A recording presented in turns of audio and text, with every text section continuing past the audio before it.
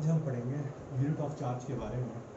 आप देखिएगा जो एसआई यूनिट है चार्ज की वो है कूलम। वो साइंटिस्ट कूलम के नाम पर उनकी इस यूनिट का चार्ज यूनिट का नाम रखा गया है। हम जानते हैं इलेक्ट्रिक करंट की जो डेफिनेशन होती है उसके हिसाब से इलेक्ट्रिक करंट बराबर होता है इलेक्ट्रिक चार्ज बाई टाइम। तो electric charge is equal to electric current into time. So we can write unit of charge coulomb, unit of current is ampere and unit of time is second. हम किसी भी unit को ऐसा unit में अगर show करते हैं तो ज़्यादा हमारे लिए बेहतर होता है। और ऐसा यूनिट में हमने इसको डिफाइन कर दिया है। अब उसकी डायमेंशन निकालना हमारे लिए आसान है। T1 A1, सेकंड के लिए T1 और A के लिए A1। उसके अलावा हमारे पास दूसरी यूनिट्स हैं चार्ज की।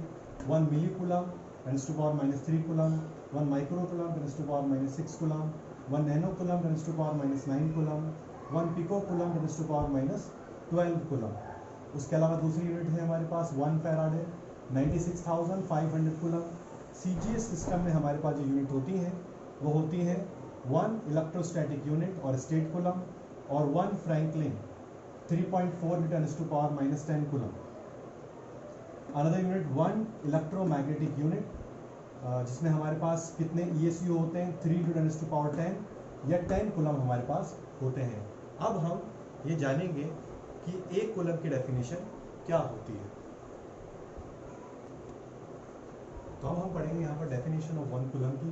1 coulomb of charge is the amount of charge.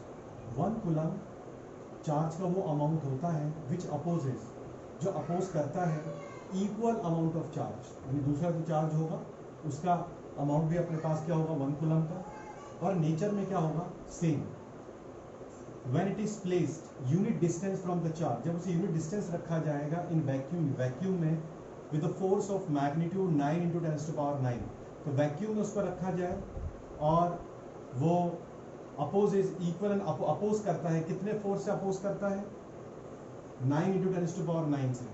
किसमें रखा जाएगा वैक्यूम में रखा जाएगा। वैक्यूम में कितने डिस्टेंस पर रखा जाएगा यूनिट डिस्टेंस पे। जो दूसरा चार्ज होगा उसका भी कितना अमाउंट होगा चार्ज का 1 कूलम, और नेचर भी सेम होगी, तभी तो अपोज करेगा, अदरवाइज अपोज नहीं कर सकता। लेट्स सी यहाँ पर 1 कूलम का चार्ज है, इससे हमने यूनिट डिस्टेंस पर एक और 1 कूलम का चार्ज रखा है। अगर ये 1 कूलम का चार्ज इस पर रिपल्सिव फोर्स लगाए 9 into 10 to power 9 न्यूटन का, तो हम ये कहेंगे कि इस चार्ज का जो मैग्नीट्यूड है वो 1 कूलम है। इसको ऐसे भी कर सकते हैं कि दोनों को हम Q लिखते हैं। हम नहीं जानते इसका अमाउंट ऑफ चार्ज कितना है, लेकिन इससे हमने इससे यूनिट डिस्टेंस पर हमने एक चार्ज रखा है जिसकी नेचर और मैग्नीट्यूड इसके सेम है, और ये Q इस Q पर फोर्स लगा रहा है 9 into 10 to power 9 न्यूटन का वैक्यूम में। देन हम ये बात कहेंगे कि ये जो चार्ज है इसका मैग्नीट्यूड 1 कूलम है।